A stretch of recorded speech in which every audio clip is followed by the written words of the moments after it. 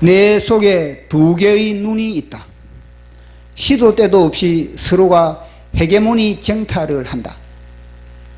치열하게 우리 속에서 야곱과 에스가 싸우듯이 그렇게 싸우고 있는 겁니다. 하나의 눈은 내가 하나님의 자리에 앉아 세상 만사 선악을 분별한다. 이게 바로 선악가거든요. 자기가 하나님의 자리에 앉아가지고 세상의 모든 선악을 분별하고 판단하고 그걸 갖다가 다 결정을 내려본 겁니다. 자기가 이 전능의 심판자의 자리를 앉고 있는 겁니다. 또 하나의 눈은 그분이 내 심령에 자정하시어 세상 만사 선악을 분별하신다. 예수 그리스도가 우리 심령에 자정하시면 예수님이 끔타 그러면 검은 겁니다. 육신의 눈으로는 그것이 흰데 예수님이 그것은 검은 거야. 그러면 검은 겁니다.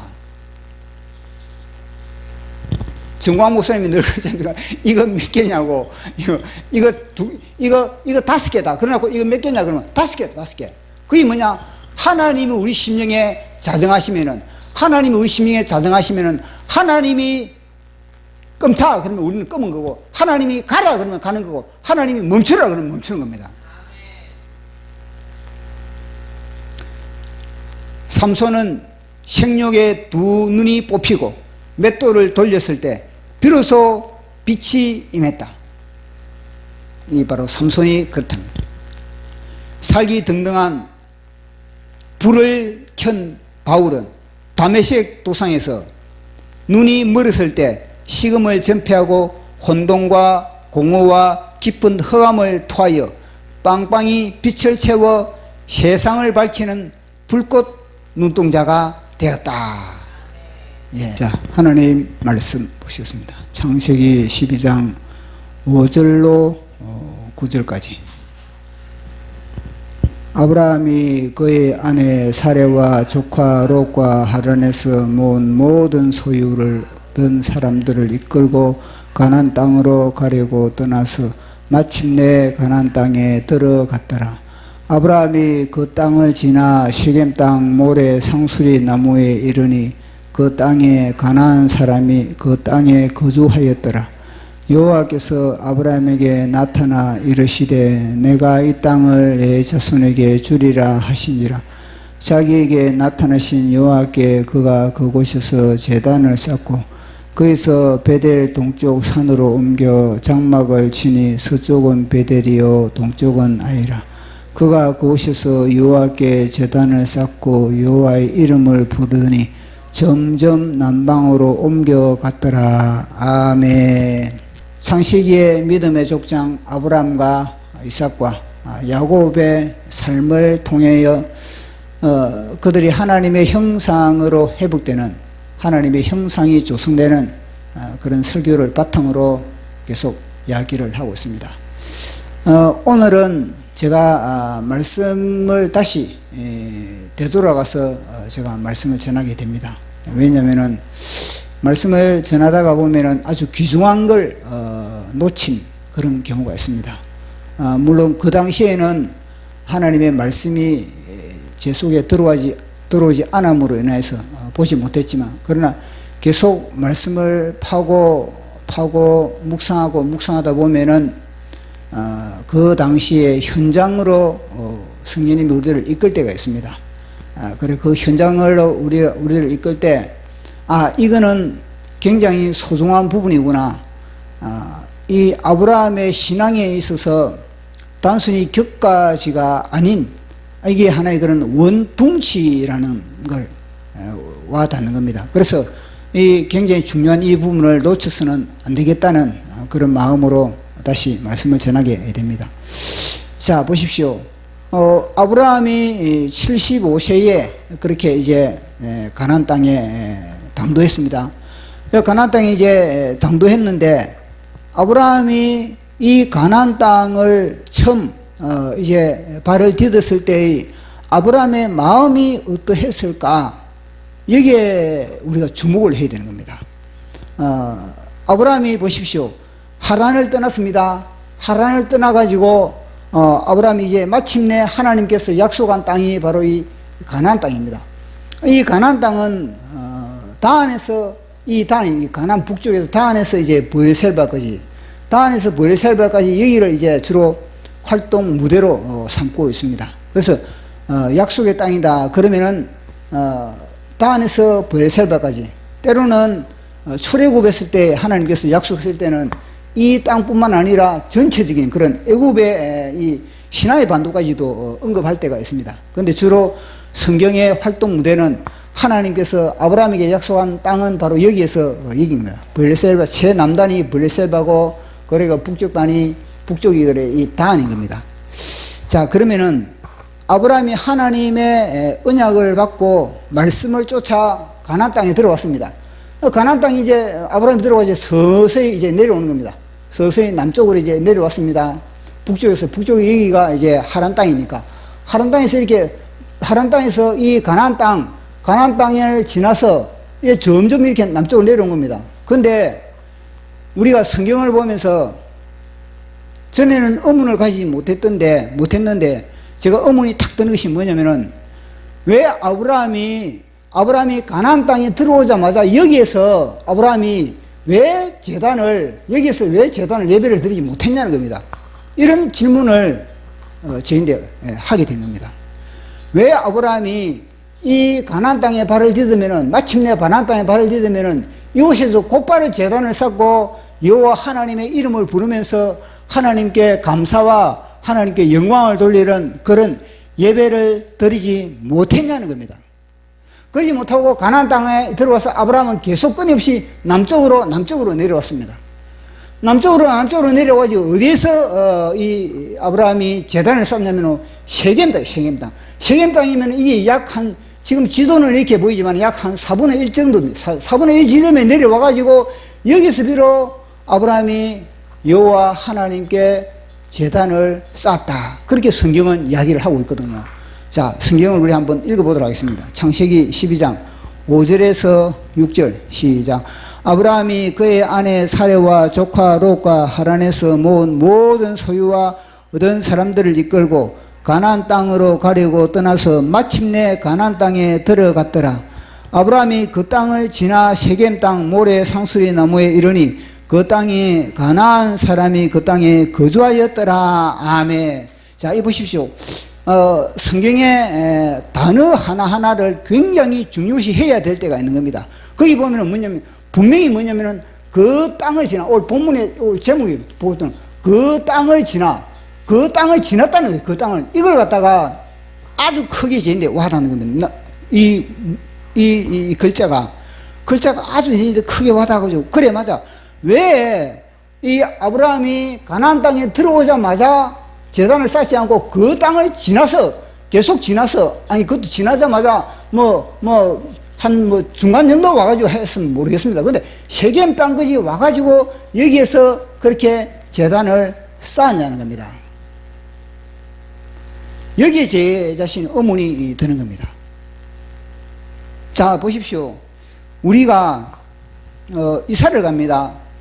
이사를 가면은 이삿짐을 갖다가 새로운 이사간 집에 가서 이삿짐을 이제 배치를 하고 막 이러다 보면 참 피곤하기도 하고 막 참 산만하기도 하지 않습니까? 자, 그런데 하나님을 믿는 우리는 가장 먼저 하는 게 무엇입니까? 이삿집에 가가지고 그곳에서 이제 대충 배치를 해놓고 그 날의 해가 잠자리에 들기 전에 하는 게 뭡니까? 보십시오. 예배를 드려요. 예배. 잠자리에 들기 전에, 다음 날이 되기 전에, 이 날이 다 지나기 전에 먼저 하나님께 예배를 드리는 겁니다. 그것이 하나님, 오늘 우리가 이곳에 이제 이사를 왔습니다. 주님, 이 공간에 주님께서 우리 가정의 주인이 되어 주시고 우리가 주님과 늘 동행하는 그런 이곳이 이 장소가 라마라이옷이 되기를 원합니다. 늘 이곳에서 우리의 삶이 주님과 함께 동행하는 그런 삶이 되기를 원합니다. 그런 예배를 먼저 드리지 않습니까? 그와 마찬가지로 아브라함도 이곳에서 맨 먼저 이곳에 제단을 쌓아야 되는데, 여기에 제단을 쌓아야 되는데 왜 4분의 1 지점이 와가지고 여기에 제단을 쌓았냐는 겁니다. 그러면 아브라함의 신앙이 소신자로 몰라서 그렇게 예배를 갖다가 그렇게 여기 와가지고 예배를 드리겠습니까? 아브라함이 이걸 몰라서 여기서 예배를 드려야 되는 걸 아브라함이 모르겠습니까? 아브라함이 이 하나님께서 약속한 이 땅을 갖다가 발을 디자마자 있어 맨 먼저 해야 할 것은, 내가 맨 먼저 그곳에 가가지고 내가 해야 할 것이 무엇이라는 것을 아브라함은 누구보다도 잘 알고 있는 겁니다.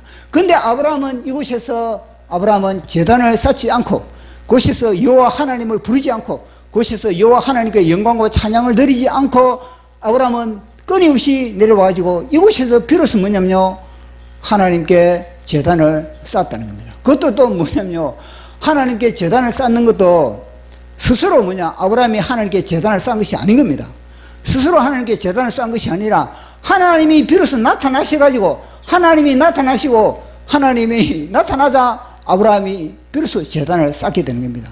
이런 모습을 보면서 저희는 뭐가 와닿냐면요, 애들에게 우리가 용돈을 줍니다. 이제 용돈을 주면서 부모의 입장에서는 맨 먼저 용돈을 주면서 그에게 예를 들어서 10만 원을 용돈을 줬다 칩시다. 10만 원에게 용돈을 주면은 부모의 입장에서는 뭐냐면 당장 만 원을 갖다가 하나님께 11조를 드리는 겁니다. 만 원을 하나님께 감사 헌금을 드리고 11조를 드리는 것이 부모의 그런 하나의 그런 기대거든요. 그것도 하나의 그런 자동 케이스고. 그런데 이 애가 10만 원을 줬음에도 불구하고 이 아이의 기대치는 뭐냐면, 이 아이의 기대치는 뭐냐면, 나에게 한 100만 원을 줘야 되는데 왜 부모가 나에게 10만 원밖에 두지 않느냐, 이런 섭섭함이 이 아이 속에 들어가 있는 겁니다. 그러다 보니 이 아이는 용돈을 10만 원을 줬는데 만 원을 갖다 11조 드릴 생각을 가지고 있겠습니까? 하나님께 감사할 마음을 가지고 있겠습니까? 아닌 겁니다. 왜냐, 섭섭한 마음이 드니까, 왜 나는 100만 원을 나를 바라는데 왜 부모는 나에게 10만 원밖에 두지 않느냐, 여기에 대한 그런 자기의 불만이 있다 보면요, 하나님께 11조 드리는 거, 하나님께 감사한금 드리는 거, 그걸 갖다가 무시해버리거나. 그와 마찬가지로 아브라함은 이 가나안 땅, 약속의 땅에, 이 가나안 땅에 딱 들어왔는데 보니까 아브라함의 기대치. 아브라함의 기대치는 뭐냐면, 저 땅에 들어가면은 모든 것이 다 준비되어 있을 것이다. 내가 지금까지 경험했던 그 땅들보다 몇 배의 아름답게 조성된 그런 땅일 것이다. 하나님께서 약속하신 땅이니까 얼마나 그 땅이 멋지고 아름답고, 그리고 참 진짜 끝내주는 땅이었을까. 그 아브라함의 기대치가 그 속에 있는 겁니다. 그래서 아브라함은 잔뜩 그런 기대를 품고, 그래서 이제 약속의 땅으로 이렇게 들어온 겁니다. 그런데 약속의 땅으로 들어오는데 보니까 아브라함의 기대치에 택도 없이 못 미치는 거예요. 왜냐하면 아브라함은 그동안에 이 갈대아 우르 땅, 이는 유프라테스 강과 티그리스 강이 흐르는 그 땅입니다. 그러면 이 땅은요, 엄청난 비옥한 땅인 겁니다. 그 역사적으로 보면 비옥한 초승달이다 하면서 그렇게 문명이 여기서 발상이 되지 않겠습니까? 그만큼 진짜 멋있는 땅, 풍요로운 땅이 바로 그 땅이거든요. 그 땅에 아브라함이 사는 겁니다. 그 땅에 아브라함이 살다가 고향을 떠났습니다. 그리고 하란 땅에 머무는 겁니다. 하란 땅도 역시 뭐냐면 이 티그리스와 유프라테스 강의 안에 그런 상류이기 때문에 여기도요, 보통 비옥한 땅이 아니라는 겁니다. 그 엄청난 비옥한 땅에서 아브라함은요, 잔뜩 기대를 가지고 딱 보내볼까, 여기 보니까 뭐냐면요, 마치 강남에 살던 사람이 강남에 그렇게 혜택을 잘 누리고 있던 사람이 전화 한 통이면은 음식 배달이 되고, 뭐 도로가 사통팔달이 그렇게 열려 있고, 이 문만 열고 나가면은 막 은행이 있고 백화점이 있고 막 모든 이 유락시설, 좋은 시설이 다 그렇게 자리 잡고 있는 그런 곳이었는데, 하나님께서 이제 내가 너희 약속한 땅으로 내가 보내겠다. 근데 딱 보냈는데 어디냐면요, 달동네로 보냈다. 달동네. 그 달동네에 가니까 뭐냐면요, 변수도 뭐냐면 퍼셔식 변수고, 이 수돗물도 놓이지 않고 이 두레박으로 가지고 그래 수세식을 물을 퍼 날려야 되고, 보니까 뭐냐면요, 보일러도 되지 않다. 연탄을 떼야 되는 그런 실정인 겁니다. 그러니 그곳에 이상을 분명히 하나님의 약속을 가지고 들어갔는데, 그러면은 내가 살고 있던 그런 강남보다 더 좋은 그런 어디 LA나 아니면 하와이나 자꾸 그런 땅으로 기대를 하고 왔는데 보니까 뭐냐면요, 이게 완전히 자기 기대치와 몸치는 달동네. 모든 것이 불평한 겁니다. 아브라함의 입장에서 다 보니까 모든 것이 기대치에 맞지 않게 다 불평하다는 겁니다. 그러니 아브라함은 뭐냐면요, 아브라함은 입이 툭 튀어나오는 거예요. 입이 툭.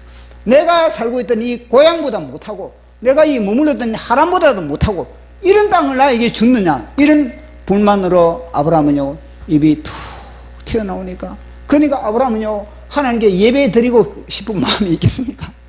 하나님께 예배를 드리고 싶은 마음이 없는 겁니다. 단순히 여기는 강이 하나 있는데 보니까 뭐냐면요, 이거는 요단강이 있는데 보니까 겨울과 자기가 머물러 있던 고향에 비해서는 이거는요 하나의 그런 겨울에 불과한 겁니다. 겨울에. 아브라함이 지금까지 보고 왔던 그런 모든 것에 비해서는 이거는 너무너무나 척박하고 너무너무나 형편있고 사막으로 그렇게 이어져 있고, 그러다 보니까 아브라함의 마음속에 뭐냐면 하나님께 무슨 찬양을 드리고 무슨 예배를 드리고 싶은 마음이 어디에 있겠습니까? 그래서 아브라함은요 쭉 내려가 셰겜에 가가지고 비로소 뭐냐면요 여호와 하나님께서 나타나시니까 비로소 여기서 예배를 드리는 겁니다. 아니 여호와 하나님이 꼭 나타나야 예배를 드리는 겁니까? 하나님이 나타나지 않더라도 우리는 이사를 가면은 그 집에서 우리가 예배를 드리고, 우리가 기업을 우리가 하나 우리가 뭐냐면 CEO가 기업을 하나 그렇게 조성하면은 먼저 우리가 예배를 드리죠. 하나님께 야 너가 예배를 드리라 그래 해야만 예배를 드리는 겁니까? 그러나 아브라함은 지금 뭐냐면 마음이 굉장히 상해 있는 상태인 겁니다. 그래서 하나님의 입장에서 뭐냐면 하나님도 섭섭한 겁니다. 아니 저 땅에 들어가면 나에게 먼저 예배를 드려야 됨에도 불구하고 예배를 드리지 못하니까 하나님이 나타나죠. 하나님이 스스로 뭐냐면요 예배를 챙기는 하나님이 예배를 챙기는 거야. 하나님이 예배를 챙기는데 또 뭐냐면요 하나님이 뭐냐면 아브라함아 내가 하나님이 이제 이게 일단 아브라함의 예배를 받고 나서 아브라함에게 하는 말은 내가 이 땅을 너에게 주리라 이 말이 아닌 겁니다. 내가 이 땅을 갖다가 너의 자손에게 아브라함에게 준다는 말을 하지 않는 겁니다. 자 보십시오. 그 말을 한번 읽어보도록 하겠습니다. 12장 7절 시작. 여호와께서 아브라함에게 나타나 이르시되 내가 이 땅을 내 자손에게 주리라 하신지라. 자기에게 나타나신 여호와께서 그가 그곳에 제단을 쌓고 하며 보시오 내 자손에게 아브라함은 빠져버린 겁니다. 아브라함은 빠지고 내 자손에게 이것을 내가 너에게 줄 것이다. 뭐냐 하나님도 섭섭하다. 하나님도 너는 이 땅을 받을 만한 그런 준비가 되어 있지 못하다. 이 땅을 사모하지도 않고 이 땅을 갈망하지도 않고 이 땅에 대한 그런 주인의식도 없고 이 땅을 원망 불평 그렇게 실망하는 아브라함에게 하나님께서는 무슨 이 땅을 아브라함에게 이 땅을 내가 너에게 줄 것이다 이런 말을 할 수 있겠습니까? 그러니까 아브라함은 하나님은요 내가 너와 내 자손에게 이 말을 이래 해야 되지 않습니까? 근데 뭐냐면요 하나님은 내 자손에게만 이 땅을 주리라 그렇게 한 겁니다. 이거는 뭐냐면 마치 이스라엘 백성들이 출애굽을 했는데 출애굽을 하기 전에는 하나님은요 이 가나안 땅을 갖다가 너와 너 자손에게 내가 이걸 갖다가 땅을 주리라 그렇게 하나님은 그렇게 약속을 한 겁니다. 그런데 이 백성들이 출애굽을 해가지고 광야에서 원망, 불평, 짜증, 스트레스, 하나님께 악다구니, 뿔다구를 다 부리니까 하나님께서 뭐라고 했습니까? 이 땅을 너희들은 갖지 말고 내 자손들이 이 땅을 차지할 것이다. 너희들은 뭐냐면 광야에서 40년간 너희들은 무엇입니까? 뼈를 묻는다는 겁니다. 너희들은 이 땅을 누릴 자격이 있다? 없다? 자격이 왜 없습니까? 원망하고 약속의 땅을 갖다가 약속의 땅 하나님께서 분명하게 약속에 대한 그런 기대를 가지고 소망을 가지고 믿음을 가지고 그렇게 나가야 됨에도 불구하고 그 출애굽 이 세대가 뭐합니까? 원망하고 불평하고 짜증내고 모세를 갖다가 지도자를 갖다가 무시하고 멸시하고 지도자를 들이받고 이래 보니까 하나님은 뭐 어땠습니까? 너희들은 못 들어가. 너는 안 돼. 그리고 뭐냐면요 하나님은요 이들은 하나의 그런 소모품에 불과한 소모품을 그들이 자녀들을 갖다가 후손들을 갖다가 이 가나안 땅에 들려보는 것과 똑같은 겁니다. 마찬가지로 아브라함도 마찬가지입니다. 아브라함도 이 땅에 대한 이 약속의 하나님의 약속에 대한 아브라함의 시선이 제대로 교정되지 않는 한 아브라함의 시선이 하나님의 시선과 맞춰지지 않고 마귀와 함께 시선을 갖고 있으면 이 땅은 너는 차지할 수가 없다는 겁니다. 그는요 아브라함이 보십시오. 아브라함이 사기를 당하고 아브라함이 이 땅을 가지고 눈에 보이는 것으로 말미암아 아브라함은 판단을 다 해버린 겁니다. 하나님께서 이 땅을 약속했다면 하나님이 이 땅을 약속할 만한 그런 보이지 않는 그런 엄청난 이 땅에 대한 그런 하나님의 축복이 있다는 그런 믿음을 갖다가 아브라함은 놓쳐버리고 눈에 보이는 것으로 다 판단을 하다 보니까 왜 이리 박토야? 보니까 아니 내 기대와는 완전히 이 180도로 다르네. 이런 식으로 아브라함이 반응을 하고 있는 겁니다. 그래서 아브라함은 뭐냐면요, 점점 이 아브라함이 여기서 타율적으로 자발적으로 아브라함이 뭐냐면 하나님께 예배를 드리는 것이 아닙니다. 하나님이 등장해주고 예배를 하나님 예배를 챙기니까 비로소 하나님께 예배를 타율적으로, 그저 마치 소가 끌려와 온 것처럼 그렇게 예배를 드린 거거든요. 그러다 보니까 이 땅에 자기는 뭐냐면요, 기대치도 없는 겁니다. 그러다 보니까 만약에 뭐냐면 이 땅에 대한 아브라함이 소망을 갖고 기대치를 가지고 있다면 하나님이 이 땅을 내 자손에게 주리라 그러면 아브라함 당장 뭐냐면요, 아니 저는 이 땅을 못 누립니까? 왜 저는 이 땅을 소유하지 못하고 내 자손에게만 이 땅을 소유합니까? 이렇게 나가야 되지 않습니까? 근데 아브라함은요, 그것도 그냥 그 땅 그거 저는 별 볼 일이 이 싸우리 이 땅 이거 저는 안 가져도 됩니다. 이런 당연하게 그것도 문제의식도 갖지 않았던 겁니다. 그러니까 아브라함은 뭐냐, 점점 어땠습니까? 점점 남방으로 갔는 거예요. 왜 점점 남방으로 가는 겁니까? 자기 기대치에 못 미치니까. 그러다 보니까 뭐냐면 애굽 땅에 대한 그런 소문이 들려. 애굽 땅의 이 소문, 나일강을 통해서 이곳이 비옥한 애굽 땅에 그 소문이 들려오는 겁니다. 그래 아브라함이 바람이 나버린 거예요. 바람이. 왜 눈을 돌립니까? 왜 부부가 왜 바람이 납니까? 왜 남자가 바람이 나고 왜 여자가 바람이 나는 겁니까? 눈을 다른 데 돌리니까. 다른 남자에게 눈을 돌리고 다른 여자에게 눈을 돌리니까 바람이 나는 겁니다. 왜 아브라함이 이 애굽 땅으로 그렇게 내려가는 겁니까? 바람이 나서, 바람이.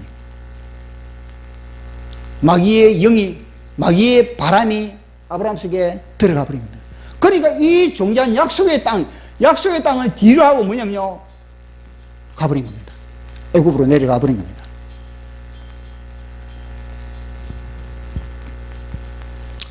그러니까 아브라함이 언제 이 땅의 가치를 알게 됐느니까, 애굽에 내려가가지고 죽을 고생을 했다, 죽을. 애굽에 내려가지고 두려움과 죽음에 대한 그런 두려움과 죽음에 대한 그런 공포, 그 죽음을 피하기 위해서 자기 아내를 갖다가 누이라고 사기를 치고, 그러므로 인해서 겨우 자기 목숨을 구한 겁니다. 그래서 아브라함이 여기서 생고생을 하고 난 이후에 저 약속의 땅의 가치를 알게 된 겁니다. 저 땅이 진짜 소중한 땅이구나. 저 땅만이 내가 안전을 취할 수 있고, 저 땅만이 내가 보호를 받을 수 있고, 저 땅만이 내가 거쳐야 할 땅이구나. 비로소 아브라함이 그때 이걸 갖다가 이 땅의 가치를 알게 됐다는 겁니다. 예수 그리스도에 대한 그런 가치, 교회에 대한 그런 가치도 마찬가지입니다. 교회에 대한 그런 가치를 이놈이 바람을 일으키면은, 이 사탄이 바람을 일으키면은, 흑풍을 집어넣으면은 교회도 시시하게 생각하는 겁니다. 예수 그리스도를 시시하게 생각하는 겁니다. 그러면 이제는 시험을 당하는 거죠. 유혹을 당하고, 그러면 이제는 완전히 두들겨 맞는 겁니다. 실컷 아브라함이 가나안 땅, 애굽에서 두들겨 맞고 나니까 비로소 이 땅의 가치를 알고, 이제는 아브라함이 어떻게 합니까? 자발적으로 하나님께 제단을 쌓는 겁니다. 전에는 처음에 제단을 쌓을 때는 타율적으로 아브라함이 제단을 쌓는데, 이제는 자발적으로 아브라함이 제단을 쌓게 되는 겁니다. 자, 우리 그 모습을 보도록 하겠습니다. 창세기 13장 3절 4절. 창세기 13장 3절 4절 시작. 그가 내비에서 길을 떠나 베델에 이르며 베델과 아이 사이 그 전에 장막을 쳤던 곳에 이르니 그가 처음으로 제단을 쌓은 곳이라. 그가 그곳에서 여호와의 이름을 불렀더라. 아멘. 보십시오. 이 애굽에서 이제는 애굽에서 벗어나고 처음 제단을 쌓은 곳에, 처음 제단을 쌓은 곳에 가가지고 이제는 뭐냐면 스스로 이제는 뭐냐면 하나님께 제단을 쌓게 되는 겁니다. 스스로 하나님께 제단을 쌓으니까 이제는요 하나님도 달라지는 거예요. 하나님도 이제 뭐냐면요 하나님이 어떤 반응을 보이느냐, 이제는 너와 내 자손이, 저 처음에는 내 자손에게만 내 이 땅 주겠다 그랬거든요. 이제는 뭐냐면요 너와 내 자손에게 이 땅을 주겠다, 그렇게 하나님이 약속을 하게 됩니다. 그 모습을 보도록 하겠습니다. 13장 15절. 자, 13장 15절. 자, 시작. 보이는 땅을 내가 너와 내 자손에게 주리니 영원히 이르리라. 아멘. 보십시오. 처음에는 아브라함에게 너에게는 주리라 그 말 안 했는데 이제는 뭐냐면 너와 내 자손에게 주리라 그렇게 이야기를 하고 있는 겁니다. 보십시오. 그만큼 아브라함이 뭐냐, 아브라함이 달라지니까, 아브라함이 회개하고 아브라함이 변화되니까 하나님은 비로소 뭐냐면요 너와 내 자손에게 이 땅을 주리라 그렇게 이야기를 하고 있는 겁니다. 그만큼 뭐냐면요 아브라함이 이제는 변화가 됐다. 변화가 이제는 시각이 달라진다. 전에는 육신의 눈으로서 모든 것을 판단했는데 이제는 아브라함이 뭐냐면요 육신의 눈은 감기고 영의 눈이 뜨이게 됐다는 거예요. 영의 눈이 뜨이니까 이 땅의 가치를 알게 된 겁니다. 이 땅의 가치를 알게 되니까 비로소 하나님이 뭐냐면 내가 이 땅을 너도 누릴 수 있다는 겁니다. 너도 누리고 이제 내 자손도 누리게 그렇게 내가 해 주겠다 그렇게 이야기를 하고 있는 겁니다. 그만큼 우리의 눈은 진짜 굉장히 참 이게 약한 겁니다. 우리는 사실 보이는 세계와 보이지 않는 그런 세계가 있지 않겠습니까? 그런데 주로 보이는 세계에 우리는 너무너무나 민감한 겁니다. 보이는 세계에 우리는 따라가거든요. 보이는 세계는 진짜 사실 우리가 평균 80, 90을 산다면 급박이 되지 않는데, 그러나 보이지 않는 세계는 영원한 거거든요. 근데 이 보이는 세계를 변화시키고 보이는 세계를 그렇게 교정시키는 것은 뭐냐, 보이지 않는 세계가 교정됐을 때 비로소 보이는 세계가 고쳐지는 것이고 보이는 세계가 아름답게 질서와 조화를 잡아가는 거거든요. 그래서 이걸 보면서 아브라함이 왜 그렇게 여기서부터 그렇게 마음이 상해가지고 이렇게 제단을 갖다가 그렇게 여기 와가지고 제단을 쌓느냐. 그것은 이미 뭐냐면요 마귀의 사상이, 아브라함 속에 마귀의 그런 사상이 눈을 가려버린 겁니다. 이 사실 에덴 동산에 아담과 하와가 타락할 때도 또 이 원리거든요. 에덴 동산에 아담과 하와가 타락될 때도 뭐냐면은 이 뱀이 하와를 사기칠 때 하는 말이 뭐냐면은, 야, 맨 처음에 뱀은 선악과에 대해서는 절대 이야기를 안 한 겁니다. 선악과에 대해서는 이야기를 안 하고 하나님은 선악과를 갖다가 먹지 말라 그랬는데, 뱀은 뭐냐면요 동산 모든 나무의 열매, 동산 모든 나무의 열매를 갖다가 부정적으로 이제 접근하는 겁니다. 먹지 말라 하더냐, 그러시고 부정적으로 접근하는 겁니다. 그런데 하와가 뭐였습니까? 하와도 동산 중앙으로 접근합니다. 동산 중앙. 하나님은 동산 중앙에는 언급하지 않은 겁니다. 단순히 동산 중앙에 선악과와 생명나무를 심어놨을 뿐이지 동산 중앙에 대한 그런 이야기를 하지 않고 선악을 알게 하는 나무는 먹지 말라. 그런데 하와는 뭐냐면요 동산 중앙을 갖다가 언급을 하고 있는 거예요. 동산 중앙을. 마귀는 이 중앙이라는 이 말을 갖다가 언급하기 위해서, 끌어내기 위해서 이 각 모든 나무의 열매를 이야기했겠죠. 근데 하와는 뭐냐, 동산 중앙의 나무의 열매를 먹지 말라. 먹는 날에는 그것을 갖다 먹든지 그리고 또 만지든지 그러면 정령 줄이라 그렇게 하거든요. 자, 성경 보도록 하겠습니다. 사실 우리 번역 성경 있지 않습니까? 이 개역개정, 이 개역개정도 번역이 사실 이 온전한 번역이 아닌 겁니다. 자, 우리 한번 창세기 3장 2절 3절 같이 읽어보도록 하겠습니다. 시작. 여자가 뱀에게 말하되 동산 나무의 열매를 우리가 먹을 수 있으나 동산 중앙에 있는 나무의 열매를 하나님의 말씀에 너희는 먹지도 말고 만지지도 말라 너희가 죽을까 하노라 하셨느니라. 아멘. 거기 보면은 너희가 죽을까 하노라, 이 죽을까 하노라 이 번역이 잘못됐다는 겁니다. 잘못. 이 번역이 뭐냐면요 NIV 성경도 마찬가지고 킹 제임스 버전도 마찬가지고 뭐냐면 죽을 것이다. 죽을까 하노라로 벗어나면 안 되고 뭐냐면 너희가 먹는 날에는 죽을 것이다. 이렇게 돼 있는 겁니다. 그러니까 하와가 뭐냐면 동산 중앙에 있는 나무는 먹지도 말고 만지지도 마라. 너희가 먹든지 만지는 날에는 너희가 죽을 것이다. 그렇게 이제 하와는 받아들이고 있는 겁니다. 자, 그러면은요, 동산 중앙에 이 하와가 그러면 접근을 했습니까? 동산 중앙에 있는 나무는 먹지도 말고 만지지도 말라. 그러면 죽는다 그랬으니까 동산 중앙에 이 하와는 접근을 가지 못한 겁니다. 왜냐하면 그것은 위험 포말이, 하와가 생각할 때 위험 포말이 붙어 있는데, 그것이 가면은 죽을 가능성이 있는데 그것이 왜 가겠습니까? 그것이 간다는 것 자체가 이상하지. 자, 보십시오. 저 북한에, 예를 들어서 목회자가 이제 이 땅에서 남들 이름이 있는 목회자가 저 북한에 가면 어떻게 된다는 것을 다 알고 있지 않습니까? 유혹을 당하고 결국에는 매수를 당할 것이고 결국은 인생이 파탄날 것이라는 것을 저들에게 종이 될 것이라는 걸 알고 있으면서 저 북한에 가는 그런 목회자가 있다. 그러면 그 목회자 정신 이상자지. 마찬가지로요, 이 동산 중앙에는 이 아담과 하와는요, 아예 접근을 하지 않았는 겁니다. 이 말 뭐냐면, 그만큼 이 동산 중앙에 대해서는 이 아담과 하와는 뭐냐면, 말씀을 왜곡하고, 하나님의 말씀을 왜곡하다 보니까 아예 동산 중앙에는 접근을 하지 못했던 겁니다. 동산 중앙에 접근을 하지 못하니까 아담과 하와는 생명나무, 이 아름다운 생명나무 열매를 먹었습니까?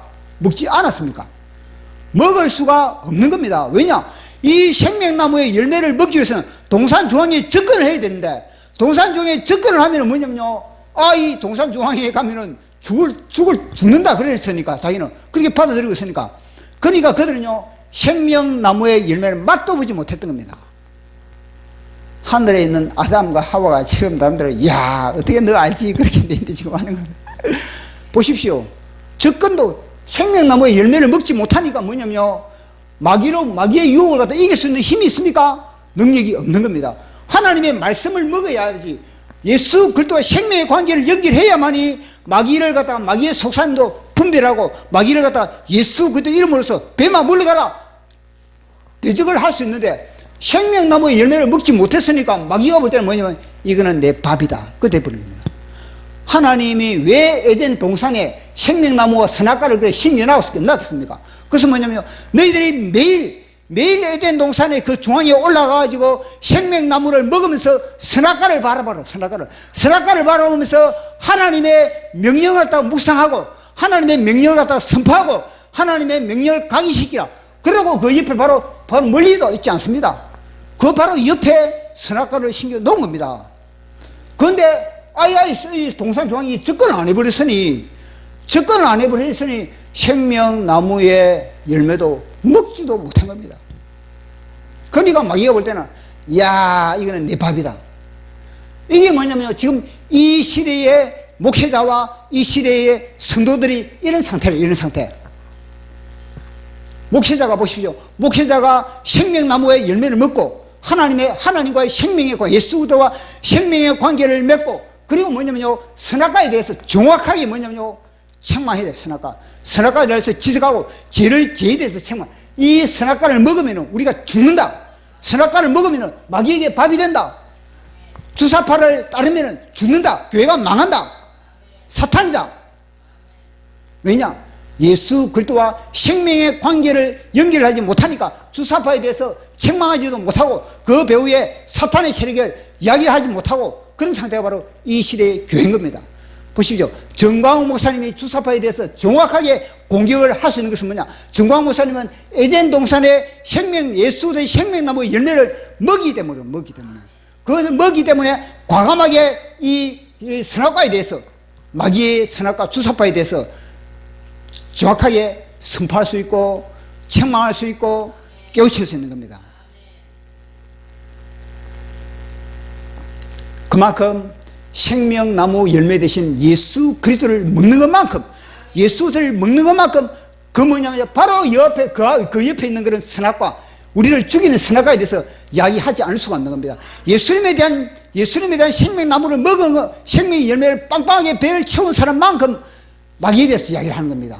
마귀에 대해서 언급하지 않고, 주사파에 대해서 언급하지 않고, 사탄에 대해서 언급하지 않고, 죄에 대해서 언급하지 못하고, 죄를 지적하지 못하게 만든 건 무엇입니까? 내가 생명의 열매를 먹지 못했기 때문입니다. 목회자가 왜 죄를 지적하지 못합니까? 목회자가 죄를 지적하지 못한 것은 내가 생명의 열매를 내가 먹지 못했기 때문에 죄도 지적하지 못하고, 그것이 뭐냐 라우디게아 교회라는 겁니다. 생명나무의 열매도 먹지 못하고 뜨뜻미지근해가지고 책망도 하지 못하고 진리 가운데 굳게 서지도 못하고 다 죽는 겁니다. 그게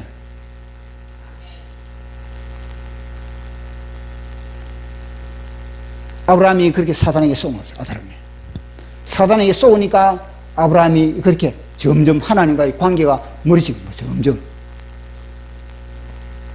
그래서 우리는 생명나무의 열매, 예수 그리스도의 열매를 먹은 것만큼 우리는요 더 예리하게 어둠을 향해서 우리는 분별하고 책망하고 대적하고 공격하고 그렇게 할 수 있는 그런 능력이 어디에 주어지는가?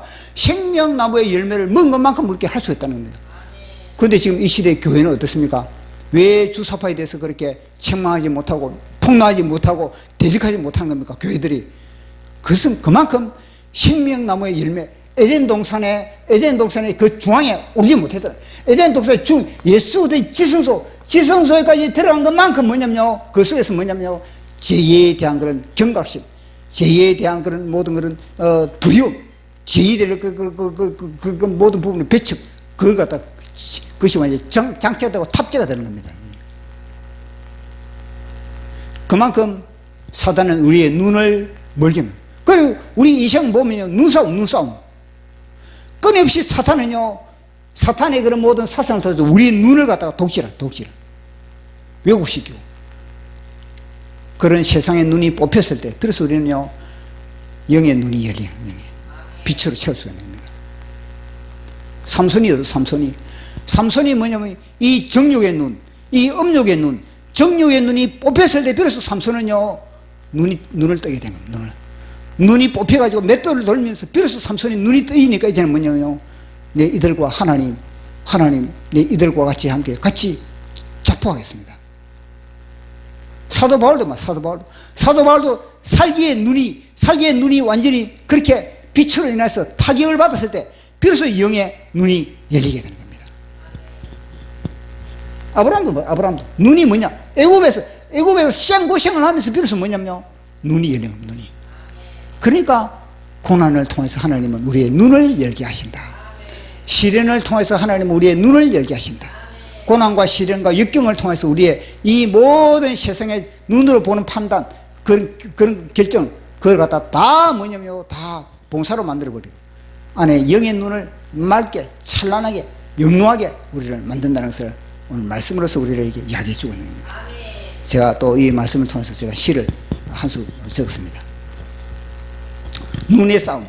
우리 눈은 육의 눈과 영의 눈이 있지 않습니까? 내 속에 두 개의 눈이 있다. 시도 때도 없이 서로가 헤게모니 쟁탈을 한다. 치열하게 우리 속에서 야곱과 에스가 싸우듯이 그렇게 싸우고 있는 겁니다. 하나의 눈은 내가 하나님의 자리에 앉아 세상 만사 선악을 분별한다. 이게 바로 선악가거든요. 자기가 하나님의 자리에 앉아가지고 세상의 모든 선악을 분별하고 판단하고 그걸 갖다가 다 결정을 내려본 겁니다. 자기가 이 전능의 심판자의 자리를 앉고 있는 겁니다. 또 하나의 눈은 그분이 내 심령에 자정하시어 세상 만사 선악을 분별하신다. 예수 그리스도가 우리 심령에 자정하시면은, 예수님이 끔타 그러면은 검은 겁니다. 육신의 눈은 그것이 흰데 예수님이 그것은 검은 거야. 그러면 검은 겁니다. 정광 목사님이 늘 그러잖아요. 이거 몇 개냐고. 이거 5개다. 그러고 이거 몇 개냐 그러면 5개다. 5개. 그게 뭐냐? 하나님이 우리 심령에 자정하시면은, 하나님이 끔타 그러면 우리는 검은 거고, 하나님이 가라 그러면 가는 거고, 하나님이 멈추라 그러면 멈추는 겁니다. 삼손은 생육의 두 눈이 뽑히고 맷돌을 돌렸을 때 비로소 빛이 임했다. 이 바로 삼손이 그렇다는 거예요. 살기 등등한 불을 켠 바울은 다메섹 도상에서 눈이 멀었을 때 식음을 전폐하고 혼돈과 공허와 깊은 허감을 토하여 빵빵히 빛을 채워 세상을 밝히는 불꽃 눈동자가 되었다. 예.